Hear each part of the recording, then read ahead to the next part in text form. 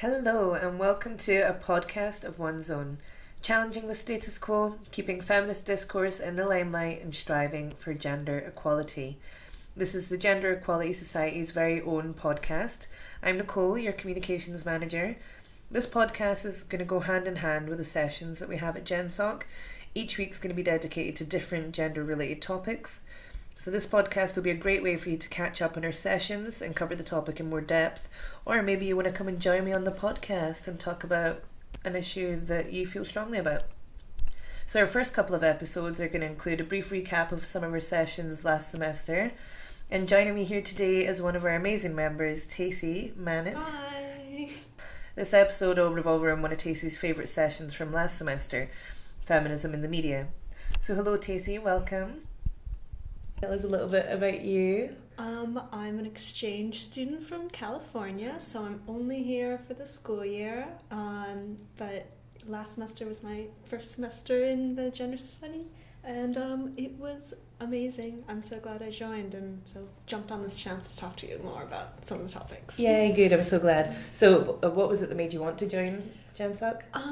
At my home university, I'm only part of one club, and it's the club for the major I'm in, and I wish there were more clubs like this on my campus. I really looked to try and meet more people from outside of what I was doing normally in school, and there's just not really an option for that back home. So as soon as I came to the Freshers Fair last semester and saw so many societies that I actually had an interest in and wanted to be a part of, I had to join because this is a topic really important to me too. So yeah, it's hard to decide, isn't it? Yeah, definitely. Yeah, a good choice is joining the political groups on campus. That's a good way to go.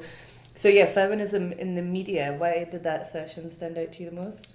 I think it really stood out most because I remember the discussion we had during it really sparked a lot of interest, and it was just really interesting to hear so many people's personal stories relating to the topic, and it's probably the one I've thought most about afterwards, and kind of thinking back to some of my own experiences related to the topic, and kind of wait, yeah, that was totally related to this, and didn't even think about it that way, and so it was something I wanted to kind of circle back to and get another chance to discuss. Yeah, so we were talking a lot about the mainstream papers and the way that they talk about feminism. Is that really different for you back home in California? Not really. I think there's a similar sentiment of the crazy feminists and a lot of feminism being a bad word or some sort of taboo topic, or having some ulterior motives to destroy men, or that's really common in American newspapers too. So yeah, definitely struck close to home. Yeah, the bra burners. Yeah. And Rupert Murdoch owns The Sun, which has the largest readership in the UK, mm-hmm. and he owns News of the World and stuff in that's not around anymore, but he's also a core player in media in the US. He bought one of the more recent things he took over was Time magazine, which used to be one of the magazines I really enjoyed, and I thought they'd really, and then he bought it, and I was like, oh no, I can't read it anymore. Yeah, I'm I hope it doesn't change too much so he similar person. So yeah, one of the statistics we've got is that 54% of millennial women don't identify as feminists. Do you think the media plays a big role in that?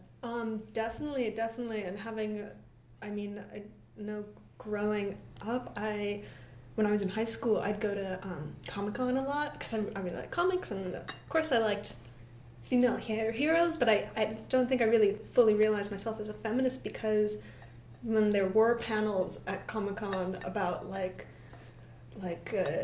strong female characters, I felt a lot of the discussion was people just being angry that Wonder Woman wore a short skirt, and I was like, is that really, I don't know, I saw it as oh, you're overreacting, and I totally had that internalized get over it, it's just it's just a drawing, it doesn't really mean anything. And I think that totally being a teenager in high school, being so stubborn, was oh well, I'm I'm gonna fit in more with the boys or whatever, so I'm gonna dismiss this like portion of my own gender. And yeah, not until I, really self-reflected more was I was like, oh wait, no, I can see that point of view a lot stronger. Yeah, I had exactly the same, where like the word feminism wasn't in discourse at all in high school, and then when it was introduced, it was like this dirty word, again with the stereotypes, and I had all this sort of like internalized misogyny that I had no idea was even there, that I was contributing towards this system. And I came out, it wasn't until somebody pulled me up and I said, oh, well, I'd never want to be in a serious relationship with a woman because, God, there's so much hard work. And somebody pulled me up and was like, listen to yourself. And it really wasn't until somebody challenged me that I was like, oh my God, what have I been? I've been just talking this rubbish that, yeah, you're just sort of like engaging in rhetoric and just like spouting it out again when you don't actually believe in it. And I think that's what the papers do. Yeah, and especially growing up as someone who I was very much a tomboy, like that's how I'd classify myself when I was younger. I didn't want dolls, I didn't want to wear makeup, I didn't want any of the things that like my little sister, who was such a like girly girl or whatever, I was so focused on rejecting those things that like, I'm gonna skateboard and climb trees and get dirty. I was so focused on like that being a part of my identity, is like rejecting this like female stuff that I think I kind of rejected like females in general, like like just totally dismissed that part about myself. Yeah, and I think that's a big part of the like feminist agenda, is celebrating femininity, because it just seems like in so many aspects in society the feminine is negative, they're just used as negative attributes, like the Always Like a Girl campaign, and it's like, oh, you fight like a girl, you run like a girl, and they're seen as negatives, and or you're being hysterical, stop being such a woman, and things like that. Is the only time that we talk about femininity, it's with this negative viewpoint, and you have to like embrace and love the feminine in order to engage with feminism, I feel. And also kind of redefining what is feminine, because like growing up I was like, oh, I like reptiles and video games and like these things, and so those are boy things, so I'm not really like a girly girl because these things don't fit into the like feminine narrative that we're sold. So I really like feminism today because it's like, no, you don't have to classify these interests to a certain gender. Like you can like things and not have it define who you are. Yeah, it's really crazy when you strip it back and look at it like that like everything is gendered, to like toys, to colors, to behaviors, that it's like, no, we need to step away from like those categories. See, I wanted to go over a couple of the headings from The Sun. And a lot of people dismiss The Sun, but it does have the highest readership in the UK. I think they've got like 1.5 million copies in circulation, which is like the highest readership. So these seem ridiculous, but so many people read these. We've got one from The Sun. The Queen is a feminist too, Meghan, but she didn't feel the need to label herself as such. So, yeah, you're not even supposed to admit that you're a feminist, because then you're being preachy. Yeah. And here they refer to Meghan as virtue signalling, which is practically an art form in America, apparently. So. Oh, yeah, the idea that to be respected and classy, you can't be outspoken or make your views clear is so ridiculous, but that's... To be ladylike, you have to be timid, and you have to behave in a particular way. Definitely. This one just says, girls say feminism has lost the point. So I think this is that sort of like circle where millennials are not identifying as feminists, and then this is just feeding into the feedback loop, essentially. But this one from Katie Hopkins is brilliant. So this is the Daily Mail, which has the second highest circulation after The Sun. It's hard to argue with a million pussy marchers, especially the really nasty ones like Madonna, but possessing a vagina is a matter of biology, not a political argument. That was the lovely Katie Hopkins. And that was something I think that was our first session where we talked about journalism. I had not heard of her before, like not really prominent, but in America we have Tommy Lauren, don't know her. She's Republican woman who's young and represents the millennial viewpoint, and I think it's a similar thing, whereas if we have this young woman speak about feminism, then it's more credible, but just have her talk trash and dismantle kind of the arguments and the movement, but because she's a young woman, she's credible. Then it gives it credibility. Yeah, and the thing is, with the media is such a male-dominated field at the minute, so female journalists that are trying to make their way are then having to be like the mouthpiece of these male like tycoons essentially that don't really understand the female perspective and might be dismissive of it. Do you think that plays a big role, that if we had more women and higher up in the media it would change? I think so, because I think there's definitely that pressure to, you know, just keep your job, just do what you know is expected of you, to have an income and keep doing what you love to be doing, even though it might not be exactly what your views are necessarily.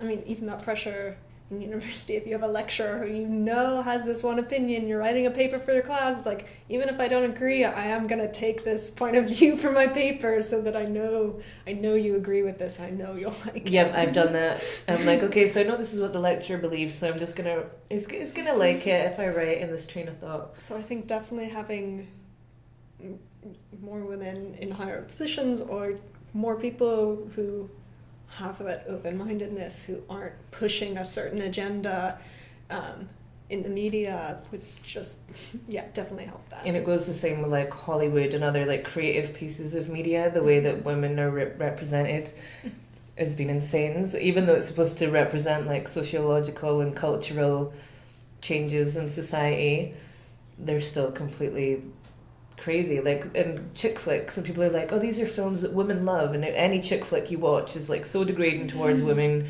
You know, they only talk about men or sex or their bodies, or like be hysterical, and it's so crazy that even we've been like programmed to believe that this is something that we enjoy and watch. It's like pretty surreal. And I think again that is with having like a lack of women higher up in positions that are like making the creative calls. Definitely. With those, I think at this point, we do, like, my group of friends will like watch a rom-com, but it's kind of turns into like a drinking game almost. It's like, fits so many tropes, and there's so many there's that snarky best friend that, you know, the roles are so defined, and the girls tear each other down, and so it's so predictable at this point, and almost it's entertaining to watch, almost because you're making fun of it. You're really seeing it for what it is. The good old irony watching. Yeah. So do you think we're part of like a shift at the moment? Do you think it's changing quickly? I hope so.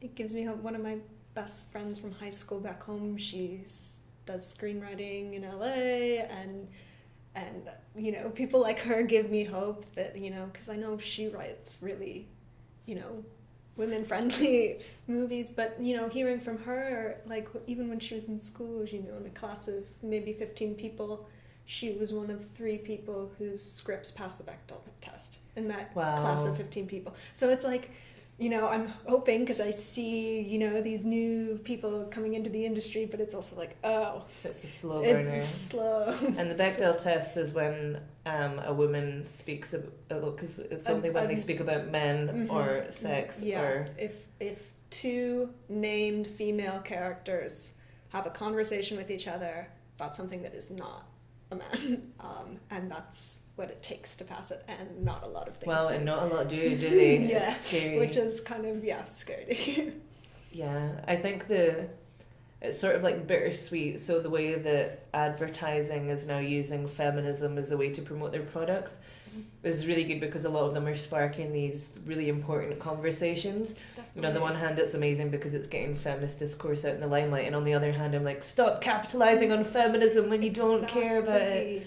I know recently there was the whole Gillette commercial, and I saw so many of my friends sharing it. They're like, this is amazing, this is great. And part of me was like, yes, this is amazing. I'm so glad that people are using this as a, discussion point, and it's bringing this topic, because there's been commercials a lot about like how women see themselves and how we treat women, but haven't been a lot of commercials focusing on the toxic masculinity side of those things. And so I was like, oh, this is refreshing. I'm glad this is now being talked about. But again, yeah, it's Gillette, and I'm not sure who the bigger company is there, but I'm sure they've made just as many. Actually, a few years ago, I'm pretty sure Gillette's the one who had a commercial about a woman's razor, and it was a 3D animation of this razor with like a female body, like a weird robot with boobs, like running in the like, it was this weird action sequence of like, this is a woman for razors, so we gave her like this razor a female body, and like so weird and twisted. I mean, I need breasts on all of the products that I use. It's they pink need to be razor pink. with boobs, and and it's like a razor for women, and it's like, oh, okay, the same company. You're like, thanks, Gillette, I really needed that. And I'm glad they're growing, but there is that still, like, yeah, it's still one big corporation who's just capitalizing on this popular movement. Yeah, and I think Dove can be sort of hailed for kickstarting that sort of like advertising for like the femvertising, essentially, with their Dove's like natural beauty campaigns. And Dove's owned by Unilever, who also own like Axe and Lynx. And it's so surreal. I think we spoke about it a little bit in the session, but Lynx have like the Lynx Lodge, which is a real holiday resort that you can go to, and they have all of the female staff dressed up in tiny skimpy bikinis, and the adverts for it are just horrendous. It's just all these forlorn women that are devastated because they aren't able to serve a man breakfast in bed, and they can't play sports because they don't have a man. And it's just so surreal. So they don't embody the ethos whatsoever. And no, it's a great commercial, but maybe from not a great company. But I suppose it is predominantly beneficial, and it's reflecting changes in society. Just the amount of, I think it also helps kind of identify allies, because there's some guys I know on Facebook who aren't very outspoken, but I saw them share this or comment on it, and I kind of made me feel like, oh, hey, like, I feel like I can trust you on another level now. I feel like if you're getting behind this and you feel strongly about this, that kind of identifies you as someone I can trust and side with, and that you get it. You get it. And so I think sometimes these commercials are nice to identify those people who you have kind of in your life, but kind of only through social media, and so that's kind of also been nice, is to kind of identify a larger community that I can be a part of. The people with the same interests. And then you get a lot of men coming forward as well now, identifying as feminists as well, which I think is positive. But I think it's easier to get behind this rather than the Gillette advert that's had so much backlash from men. And I think tackling the toxic masculinity issue is going to be dragging its heels. I think it's quite a tough one for a lot of men, and possibly it's because of the language. So like the term toxic and masculinity, a lot of people, from a lot of the debates that I've listened to, is men feel like it assumes that all masculinity is toxic, which it's not.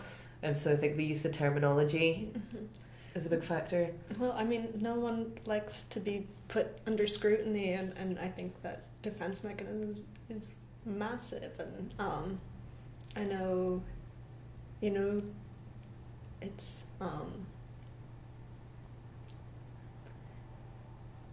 to just kind of go into the mindset of like, oh, I'm being attacked, I'm being like, oh, I'm masculine and therefore I'm being attacked, is an easy thing for our brains to jump to. Oh, I need to resist this, I need to defend myself, I need to, and it takes another level of thought and introspection to say, oh, okay, I'm not, like what is actually being, put under scrutiny here, and have I played into this at all, and what can I do to not be a part of that? To check yourself and recognize. And it is It is tough, like when we both had our realizations that we were sort of buying into the same system.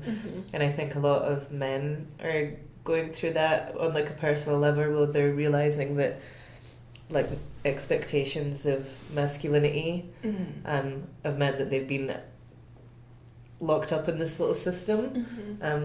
But I do think it's really positive, and even though the statistics are like 54% of millennials don't identify as feminism, I don't know, sometimes I'm in this like little confirmation bias bubble where I just assume that everyone's on the same wavelength as me sometimes. It's like, I was there once and you'll get there. Yeah, because like a lot of like my friends and like the company I keep do identify as feminists. It's difficult to think that the vast majority of people don't, and there is a lot of debate surrounding that, so I'm not sure whether the title is going to remain steadfast or whether it's going to be like just gender equality. Yeah, exactly. And I mean, I've had debates even with people in the Gender Equality Society. It's like, oh, but I believe in equal for everyone, not just gender. It's a bigger progressive movement, and you know, like, yeah, I can see that, but you know, feminism is a part of that, but yeah, I think the word femme being in there leaves a bad taste in some people's mouth. It feels exclusive in some way, and I think that's hard, but ultimately I think if you try and understand the goals behind the movement, you can understand that it's not just for women. And it's really rich history as well. I think to change the name would almost be to dismiss this incredible like century-long movement. Definitely. But yeah, so when we were talking about the feminism in the media, our treasurer John ran the session, and he spoke about how feminism is predominantly used as like the F word. It's really negative within mainstream media. And then I done a session on men's rights, and I gave the perspective from the men's rights movement, where they believe that actually all of the mainstream media are in favour of feminism now, and that there's been a big shift in them now. The media is blindsided and don't take into account men's rights. What do you think about that? I think it's really easy these days to confirmation bias, to believe what you want to believe, and I can see how it's easy with the internet and kind of choosing, you know, you follow certain people who are gonna have certain views and you're getting that cycle of news instead of a wider cycle of news. I can see how it's easy to say like, oh well, all I see these days are this and this, and so everyone loves feminism now. Or I think it's really hard on the internet to get that wider perspective, and so I can definitely see how people believe that, but I don't agree. I do think there's still a lot of backlash, you know, I think more female celebrities are getting on board recently, but even just 5-10 years ago there were so many who was, oh well, I'm not a feminist, but you know, but I support equal rights. And you're like, that's what it means. So I think having these role models in the media, kind of, I feel like more and more women are kind of starting to identify themselves publicly as feminists. I think that's probably adding to that feeling of like, oh well, everyone's everyone's doing this, but I'm 5 years ago, and it was a constant debate even between people in my friend group. They were like, oh well, like I want to be a stay-at-home mom, so I'm not a feminist. And it's like feminism is pro-choice. Yeah, so they were like, I feel like they felt, you know, the feminist movement was about, you know, go out and get a job, and you know, that sort of, you know, you can do that now. And she's like, I don't want to do that. I'm like, well then you don't have to. You don't have to. But you know, about the freedom to choose. I think a lot of with the celebrities in being such big influencers, I think having more and more people say out loud and actually identify themselves as feminists is probably helping add to that feeling that more and more people are getting behind it. But I still don't think it reaches that far, because Hollywood is pretty liberal, and like that's not representative of a bigger of media population across the entire world. Yeah. What I found interesting from the documentary, The Red Pill, a feminist's journey into the men's rights movement, and there's like I believe there's so many flaws in the documentary, and I hate that. Well, hate's a strong word, but I really don't like the way that she pitted up men's rights against feminism and just put them as like completely separate issues in the gender equality debate, and just sort of threw a spanner in the works to sort of like deepen the ravine between the two. But when they were talking about the media, and they gave examples from all these different papers, one example she gave was a Save Our Girls, and it was when 500 girls were kidnapped from an orphanage. I don't remember the country it was in. I'm going to sound really ill-educated. I think I want to say Kenya, but so from an orphanage, and there was the Save Our Girls campaign, whereas beforehand there had already been all the boys were slaughtered because they were killing off they were killing off the boys, but because the girls were female they let them go back. But then there was no Save Our Boys movement, and that was one of the arguments that they value the life of these girls more, that it actually sunk in because feminism's so widespread. But again, the rest of the documentary is all very, very, very specifically tailored only to little niche selections of the confirmation bias thing. So really I'd need to do more research into that, but I thought that was a really interesting argument. Yeah, well, and I think that kind of it's both sides is, like boys aren't seen as, precious, and like they need to be protected as much as girls, and that's part of the problem too, is that women are treated like they are someone's, responsibility to look after, and boys don't have that same thing. And I think that's an issue on both sides, is one, overlooking the boys, but two, also kind of objectifying the girls to a certain extent. And I think it can play out in devastating ways. And it ties in with the toxic masculinity issue, and that's the thing, is toxic masculinity is one of the like biggest factors on the agenda at the minute, I think, for like fourth wave feminism, is that we care about boys not getting emotional support from their fathers, and we care about boys that have pressure to attain to these ideals of masculinity, and they have to be tough, and they have to be aggressive, and they have to fight for their own property, and they have to be like really promiscuous and like get women, and that's like largely on the agenda for feminism at the moment as well. So and I it's something I've been really happy to see.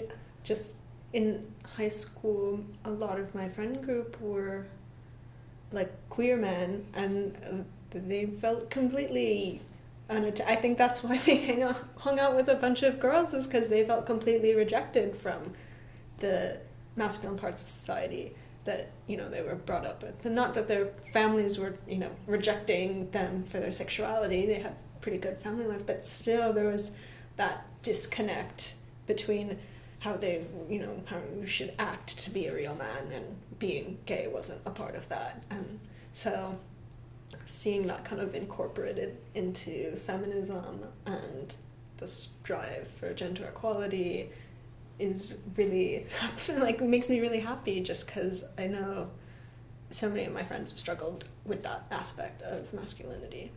Yeah, and it's so positive, and it's the same for femininity as well. As there's these two ideals that are entirely unattainable, which is what's causing so many issues for people, that completely unattainable beauty standards for women and completely unattainable standards of what defines masculinity, is they're completely unattainable, which is causing like male suicide rates, and then women with eating disorders and depression and not feeling that they're good enough. And I think that's what's really exciting about right now as well, is we're completely redefining gender, essentially.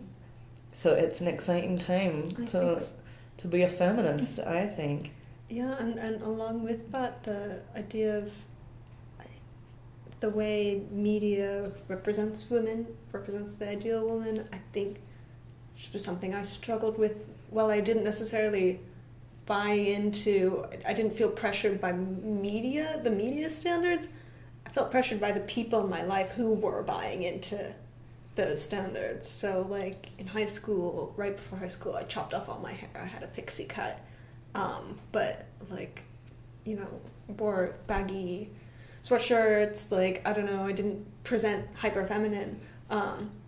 And I got called sir so many times by strangers that it kind of forced me to start wearing makeup and like put in earrings and like maybe not wear as like loose clothing anymore because I didn't want to be misgendered. But I mean, not because, you know, I was like, oh, people don't look like me in the media. It was more like just the people around me were like, well, this can't be a woman, like, because they have short hair. And I'm like, it's ridiculous that that's such a defining trait for a woman, is the length of her hair. Yeah, it's surreal. So I met up with my cousin last night, and she gave herself a complete buzz cut a couple of years ago, and she was rocking it. But she was like, the reaction I got from everyone in the family was surreal. So I had everyone asking me if she'd had a nervous breakdown and gone like Britney Spears, and I was like, no, she's just cut her hair. But they thought that was like a sign of like the irretrievable breakdown of her mental health because she cut her hair in a non-feminine way. It was really surreal. And and I did similar experience. Well, even not so much me personally, but one of my friends, she finally chopped off her hair, and she, you know, posted a picture of it on, you know, before and after on Facebook and said, oh, I finally had the courage to do this. I've always wanted a haircut like this, and I'm really glad. I'm like very happy with it.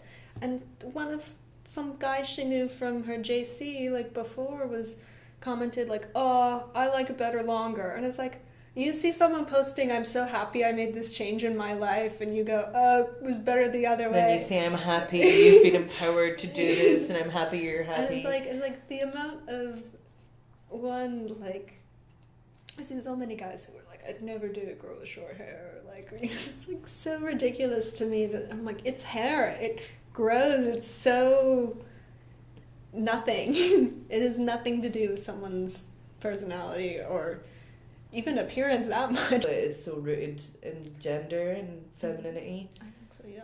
I say that a lot. I mean, you know, when I'm in a rabbit hole on YouTube watching like makeover videos of so many women who are like freaked out when like more than like an inch comes off their hair, and I can completely understand that, like, because I used to have quite long hair when I was little, and like when I decided to chop it all off in high school, that was like a very big decision, and I'm like glad my mom went along with it. I'm glad she supported me in that. But like, I know plenty of people whose parents would have been like, no, don't cut your hair, it's so beautiful, don't get cut.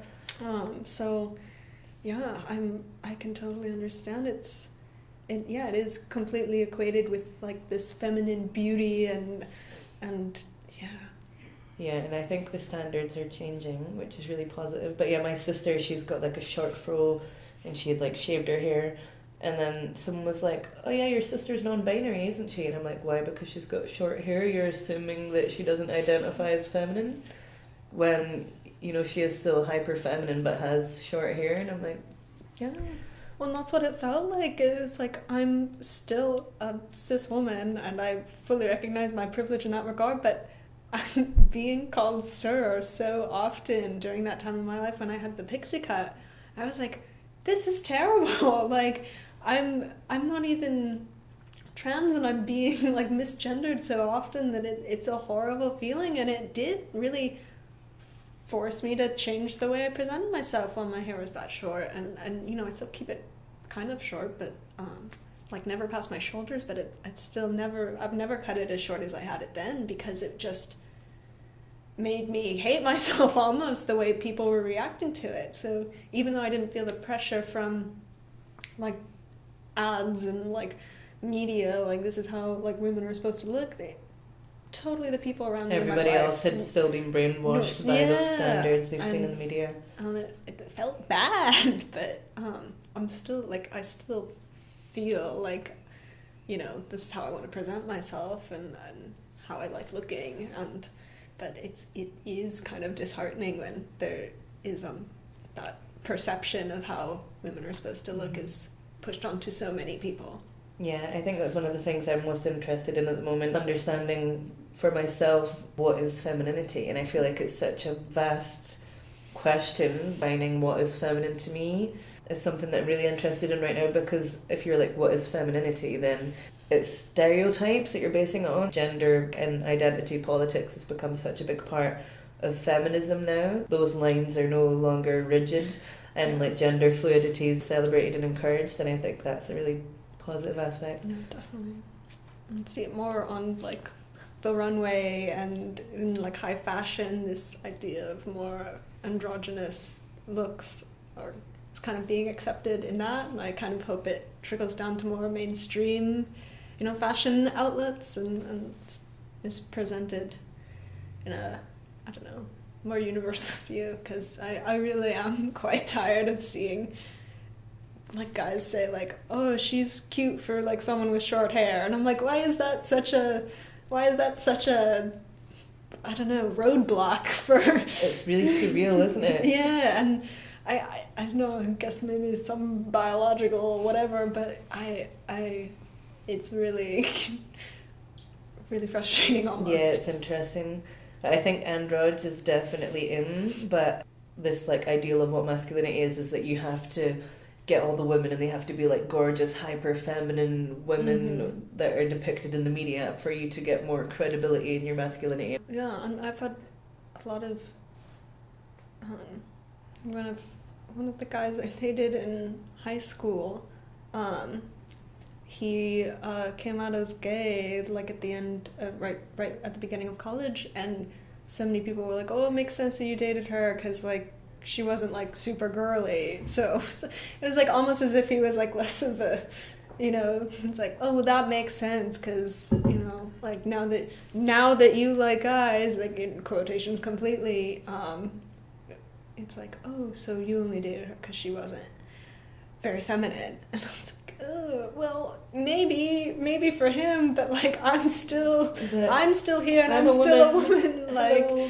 But yeah, it was almost insulting to him on one front, but also very insulting to me, as if it's like, oh, you're just in between. You're the next logical step between a.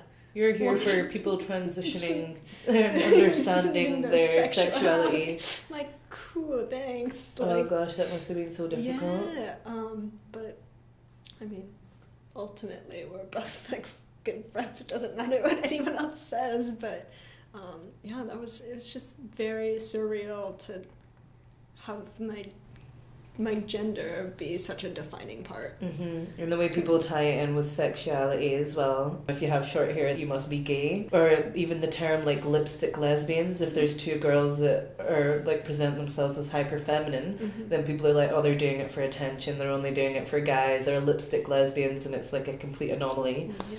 Oh, it's disheartening for sure. I know, and this is why the Gender Equality Society and feminism is still so important. Sometimes it is disheartening and sometimes it feels overwhelming, but then we need to remember all of the incredible progress that's happening at the moment and just the change, how rapidly things are changing, and so it's really uplifting.